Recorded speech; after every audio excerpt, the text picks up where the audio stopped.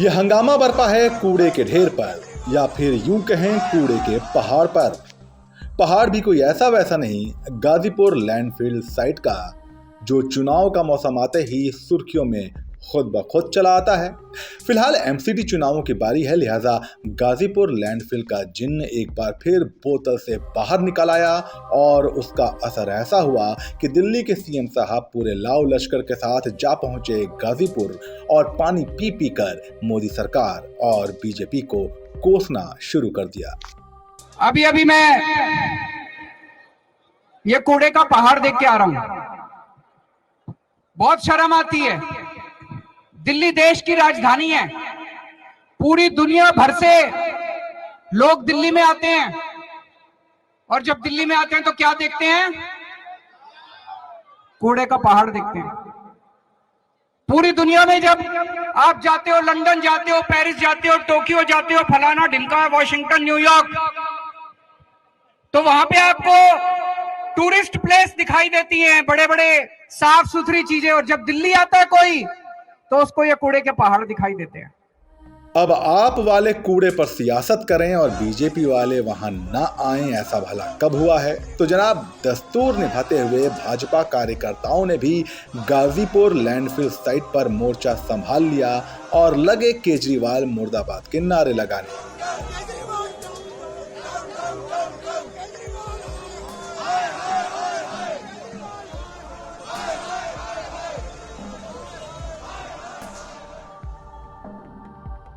एक तरफ जहां बीजेपी काडर केजरीवाल को मुंह पर चुनौती दे रहा था, तो वहीं दूसरी तरफ बीजेपी सांसद गौतम गंभीर पत्र जारी कर बता रहे थे कि कैसे केजरीवाल खुद इस मुद्दे पर बरसों खामोश बैठे रहे। आम आदमी पार्टी पर कूड़ा और गंदगी के मुद्दे पर चौतरफा हमला बोलने के लिए पार्टी के दो और सांसद मनोज तिवारी और प्रवेश वर्मा जा पहुंचे यमुना नदी और नाव की सवारी करते हुए केजरीवाल की पोल खोलने का काम शुरू कर दिया। आखिर छठ पर्व का जो मौका था। देखिए, आज हम आपको दिखा रहे हैं, मेरे साथ में मनोज तिवारी जी, सिरसा जी, नीलकांत जी, हम आपको दिखा रहे हैं। ये है यमुना। तो आप देखेंगे पीछे पूरा कैसे झाग का लाखों लीटर पानी आ रहा है इंडस्ट्रियल एरिया का।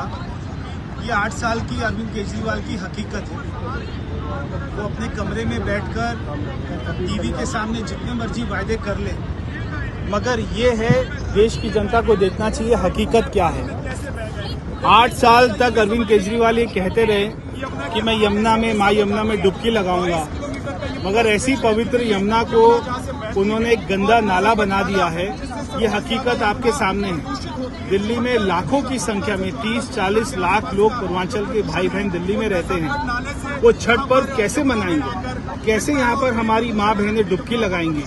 वो जो अपने आप को श्रवण कुमार कहते हैं दिल्ली का, वो अपनी माँ बहनों को कैसे यहाँ पर डुबकी लगाने के लिए मजबूर कर सकता है? 1200 करोड़ रुपए से ज्यादा उसने यहाँ की सफाई में खर्च कर दिया, यहाँ के ट्रीटमेंट प्लांट पे खर्च कर दिया, मगर कहाँ खर्च किया? सारा पैसा उसकी जेब में चला गया, उसके मंत्री एमएलए की जेब में चला गया, उसके अधिकारियों की जेब में चला गया। मैं चाहता हूँ मनोज तिवारी जी दिखाएं कि कैसे ये झाग आपको दिखाई दे रहे हैं। और सबसे सनसनीखेज जानकारी इसमें ये है, मेरे दिल्ली के भाई बहन, पूरा देश देखे, इस झाग को कैमरे पे न छुपा सके, वो कैमरे पे न दिखे, इसके लिए वहाँ देखो केमिकल इसमें डलवा रहे हैं। वो केमिकल बहुत ही खतरनाक है और वो केमिकल हमने जब्त करवा लिया है। पुलिस को हमने वहाँ बुला लिया है। इस झाग को छुपाने के लिए केमिकल इसमें डाला जा रहा है, जहाँ यमुना जी में एक जहर के रूप में उसको दे रहे हैं और उसी का ये फल हमारे सामने दिख रहा है।